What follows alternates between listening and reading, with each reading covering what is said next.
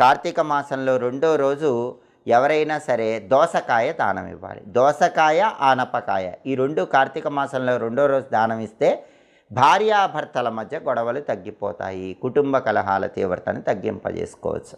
కార్తీక మాసం రెండో రోజు సందర్భంగా అందరూ కూడా అక్టోబర్ 23 గురువారం ఈ కథను వినటము, ఈ విధి విధానాలు పాటించడం ద్వారా సమస్త శుభాలను సిద్ధింపజేసుకోండి. ఎప్పటికప్పుడు పండుగల సందర్భంగా పాటించాల్సిన ముఖ్యమైన విధి విధానాల గురించి తెలుసుకోవాలనుకుంటున్నారా? ఏ పండుగ వచ్చినప్పుడు ఏ పూజ చేస్తే ఆర్థిక, ఆరోగ్య, కుటుంబ సమస్యల నుంచి సులభంగా బయటపడచ్చో తెలుసుకోవాలనుకుంటున్నారా? ముక్కోటి దేవతల సంపూర్ణమైన అనుగ్రహం కలగటానికి పండుగల సందర్భంగా పాటించాల్సిన విధి విధానాలు, నియమాలు తెలుసుకోవాలనుకుంటున్నారా?